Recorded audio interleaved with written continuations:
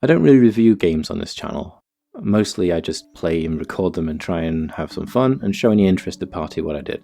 However, this time I'm going to be a little bit different.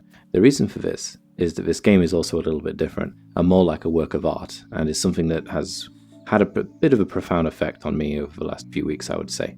And so I would like to share it a little. I must note that all of what I'm going to say or share and show will be considered spoilers, and are all also my interpretation based upon my experience with the game. I'm also not a psychologist, so if any of my reasoning is wrong, then you're just going to have to forgive me. The game in question, as is playing in the background, is Gris. It's roughly 2 to 3 hours worth of gameplay, with largely a linear playthrough. I say largely linear, it is basically linear. Except sometimes you might have to backtrack if you want to collect all of the unlocks.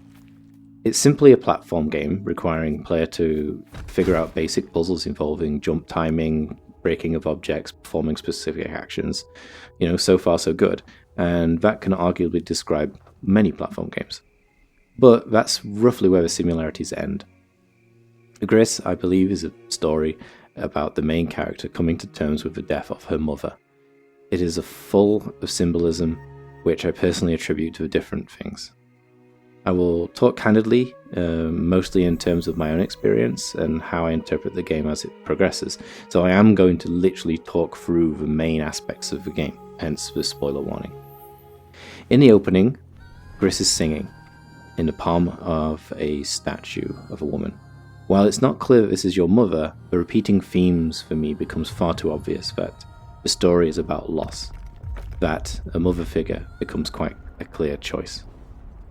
As Gris sings, she eventually chokes up and loses her voice. In that same moment, the statue begins to crumble. Still, however, she looks towards it. She looks almost towards it for protection of what's happening. And yet, it still crumbles. This to me symbolizes that Gris, her voice is joy, her happiness, and safety. And in that moment, she loses her joy, her happiness, and safety in losing her mother. Gris falls from the world. The statue crumbles, and the character falls into a world that is barren and devoid of colour. Initially, Gris just remains sat on the floor, unable or unwilling to stand. Once you've got control, she walks slowly, and any action you attempt, be it jumping or singing, results in Gris falling back to her knees. This, to me, is the initial shock and trauma of being unable to function or unwilling to go on. When you gain control to move, that's really when you start the process of grieving. Here, you're initially facing right. Your natural instinct as a gamer is to look forward, and traditionally that direction is left to right. So once you have control, though, you can go back left, to go back to what there was before. And when you do, you are met by a crumbling female statue laying on the ground. Gris once again falls to her knees. This, in a way, is denial. I mean, it is actually the achievement for denial. It's the unwillingness to acknowledge it and need to move forward, or just to simply dwell on the old memories.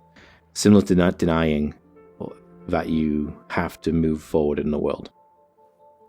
As you progress through the game, the symbolism is everywhere. The statues of women holding up caves although covering their faces as though being the support that is now lost. The constant reminder that your brick is no longer there. To the gradual reintroduction of different colours and the repeating of the opening of the game. Finding a friendly hand and dragging you back to reality, spreading more colours and evolving the landscape around you. Each time you find one of these statues, they are in slightly different states of repair, or damage maybe.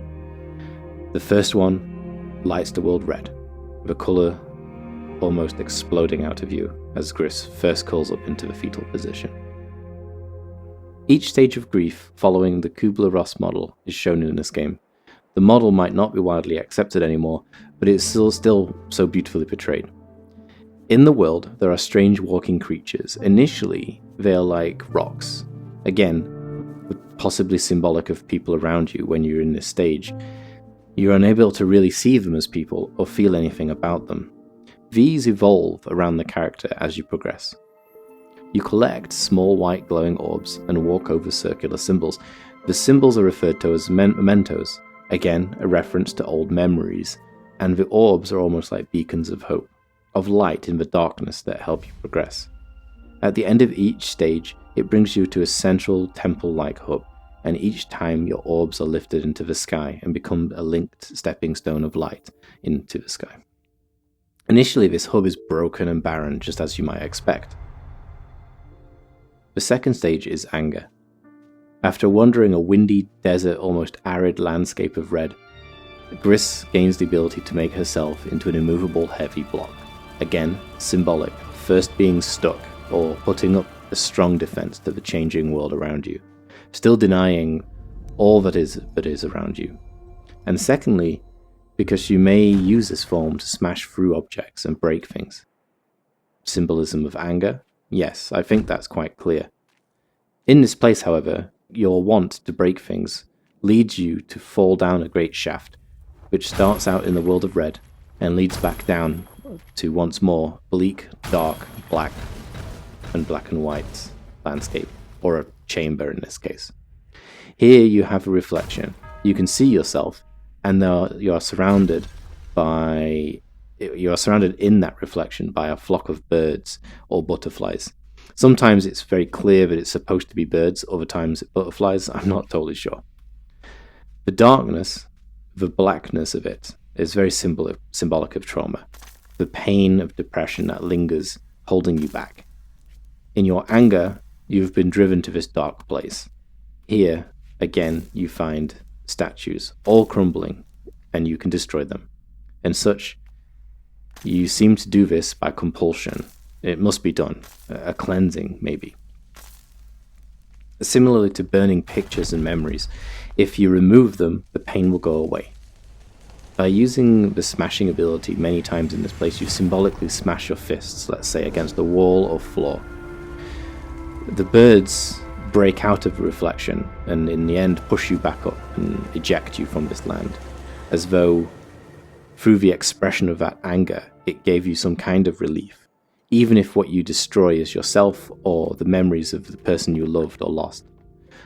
Throughout the red world, there are also symbols that you can destroy, balanced rocks, again following this destructive theme, removing all of which is balanced and stable, with that expression of anger. In this part of progressing is also to break one of the moving rock characters, as though breaking old bonds or smashing and clashing with friends. When you do, the funny little robot inside runs away and finds a bigger rock, one that you can't break.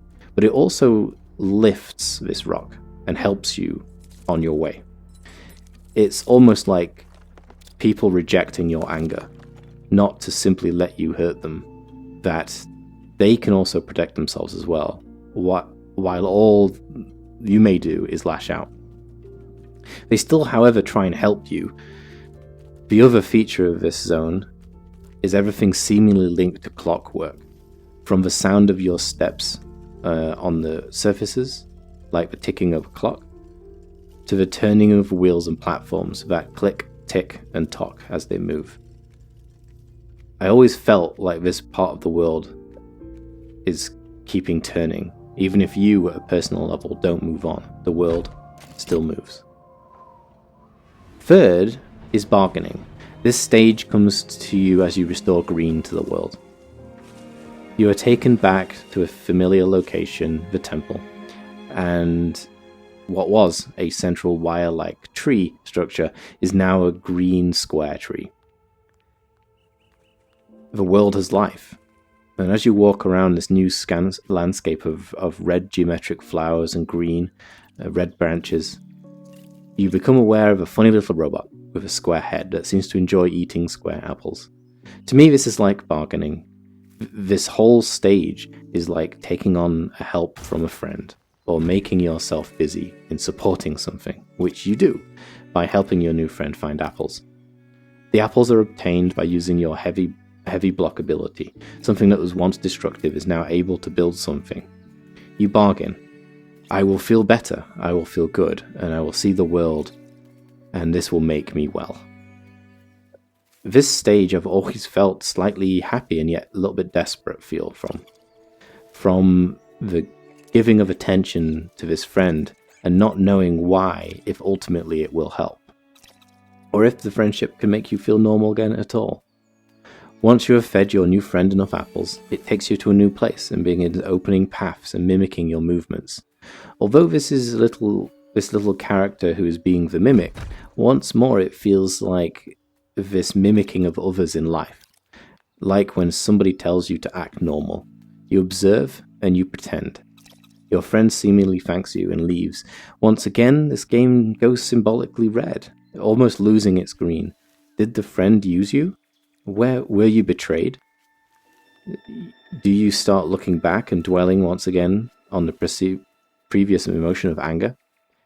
No, ultimately you find more beacons of light.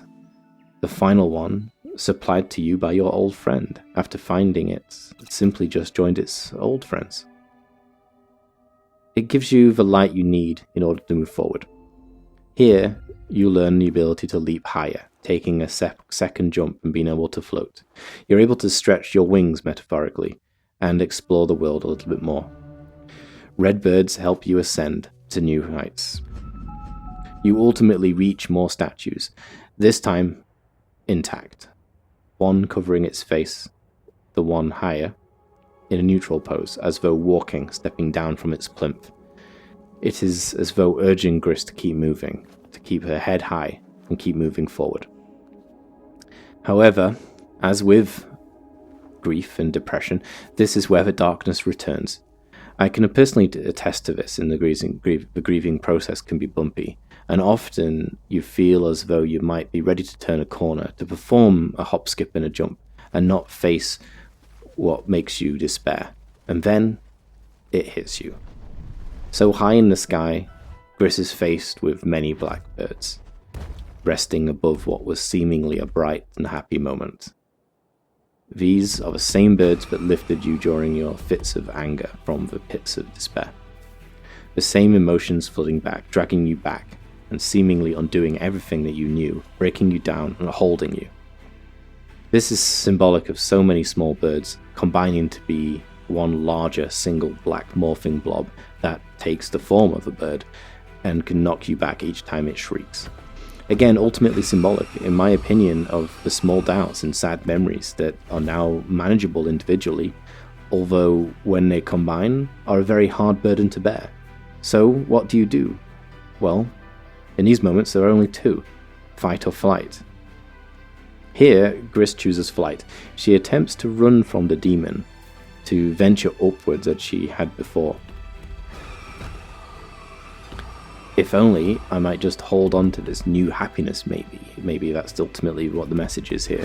Ultimately, the bird, however, the darkness follows and tries to push you back.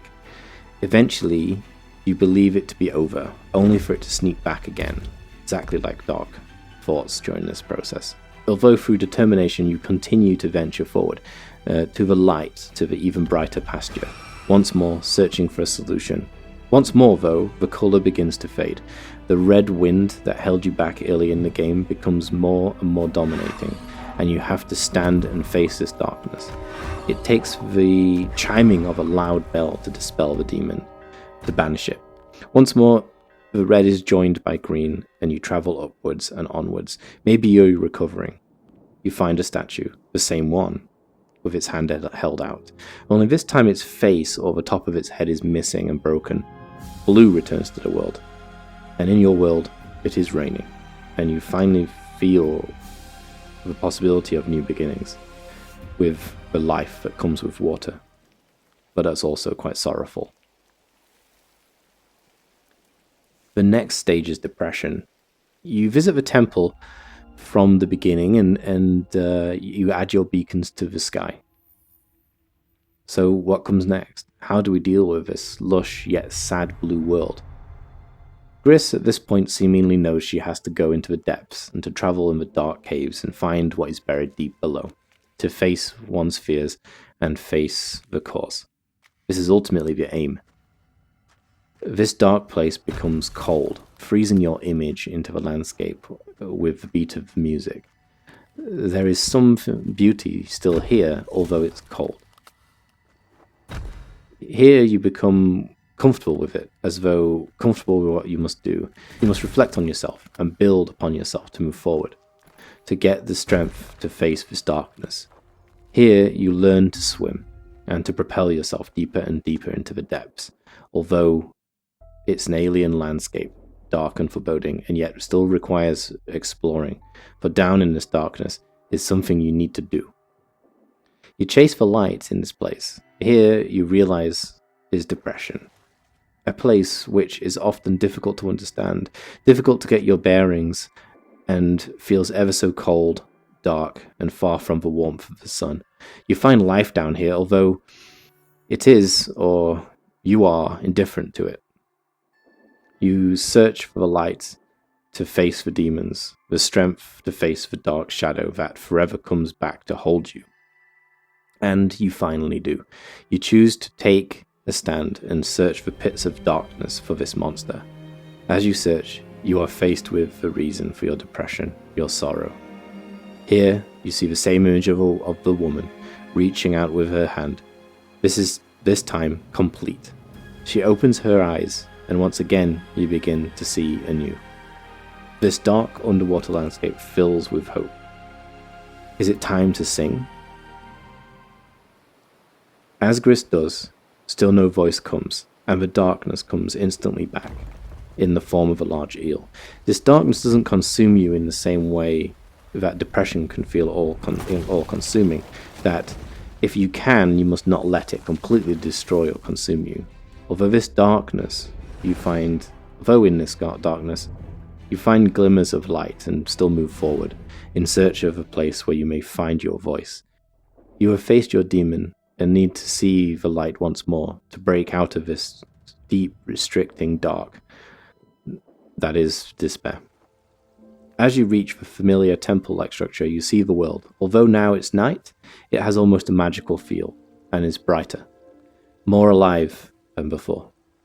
You journey to a place which you previously could not see. Once more, this feels rather strong and symbolic. My own experience of depression is always mixed with this sense that you just cannot see the light. You cannot feel, really. Others look at you and look at the world as though it is magical, but you simply can't see that way. Gris's eyes are opening. She's beginning to see the world for its magic and beauty once more.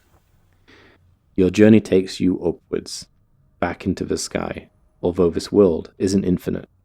She cannot simply journey upward forever. Here, in this place, you find your voice. You find the thing that you lost right at the beginning of your downfall. You lost your joy and your happiness. As Gris begins to sing, the world around her flourishes and glows with colour. Again, symbolic of how what was once barren, cold and lifeless can suddenly feel magical when you begin to recover from depression and see the world in a new light. This world does have great beauty, and bit by bit you uncover it. Finally, the end stage comes. While it is good to recover your old self and feel better about the world, you must sometimes change your worldview and survive. Gris activates a mechanism which turns her whole world on its head. A world that had great depths of darkness. The place had potential for great darkness, and yet now symbolically is your sky. And the place you once always looked for warmth is now your base. You return to the temple and finish adding your beacons of hope to the sky. Gris now tries to leave. You want to ascend and put this world behind you.